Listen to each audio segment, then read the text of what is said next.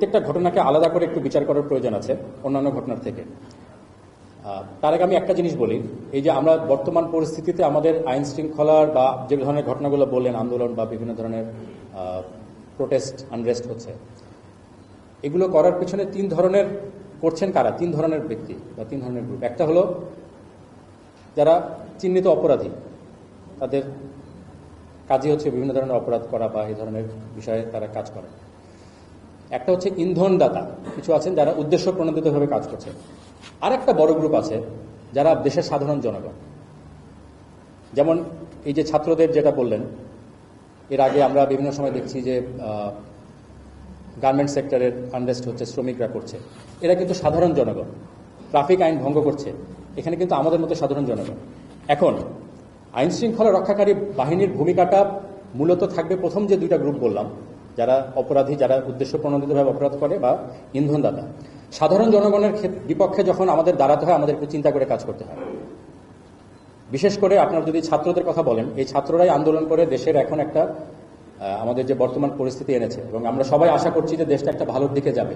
সেই ছাত্ররাই যখন কারো ইন্ধনে একটু সাময়িকভাবে ডিরেইল হয়ে যাচ্ছে, পরিস্থিতি না বুঝে, তখন তাদের এগেনস্টে আমরা যদি শক্তি প্রয়োগের কথা চিন্তা করি, আমাদেরকে একটু চিন্তা করে কাজটা করতে হয়।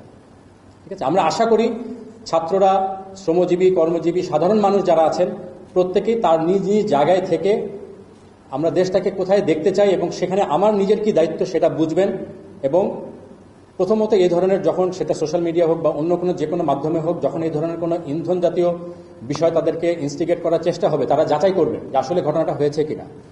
দ্বিতীয়ত, যদি ঘটনা সত্যও হয়, সব ঘটনার প্রতিবাদ এত ভায়োলেন্টলি করার কোনো প্রয়োজন নেই, অনেক শান্তিপূর্ণভাবে করা যাবে, বিকজ আমরা সবাই শান্তি চাই দেশে। তো এখানে আমাদের সাধারণ জনগণ, বিশেষ করে ছাত্র, কর্মজীবী, শ্রমজীবী এবং সকল পর্যায়ের মানুষ, আমাদের একটা সকল নিজের দায়িত্ব আছে যে আমরা যদি নিজে থেকে দায়িত্বশীল ভূমিকা পালন করি, তাহলে এই অনেকগুলো এই ধরনের ঘটনা আমরা অ্যাভয়েড করতে পারি।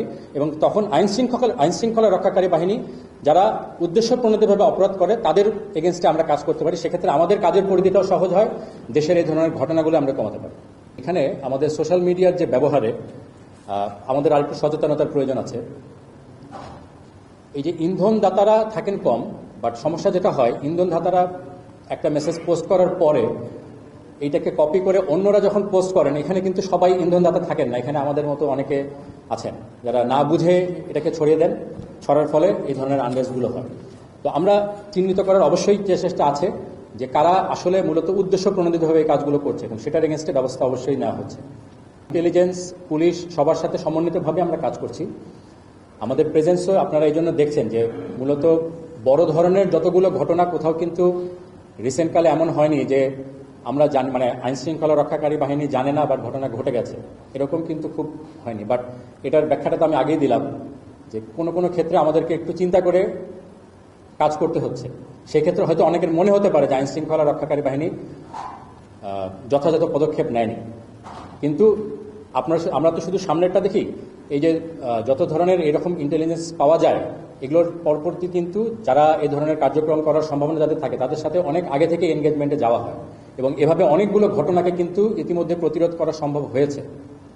এর আগের প্রেস ব্রিফিংয়ে আমি বলেছিলাম, যেটা হয়তো যেহেতু ঘটনাটা হয়নি এই জন্য কেউ জানে না, বাট এই ধরনের অনেক ঘটনা প্রতিরোধ করা হয়েছে। তারপরেও যেগুলো ঘটছে সেগুলো তো আমরা চেষ্টা করছি, এবং আপনারা খেয়াল করবেন হয়তো আমরা সম্পূর্ণভাবে প্রতিটাকে প্রতিরোধ করতে পারিনি, বাট ঘটনাগুলো যেন একটা সার্টেন লেভেলের উপরে না যায় এবং তাড়াতাড়ি ঘটনাটাকে যে কন্টেইন করা যায়, সেই ব্যাপারে কিন্তু যথেষ্ট ব্যবস্থা নেওয়া হয়েছে পুলিশ, সেনাবাহিনীর সকলের পক্ষ থেকে।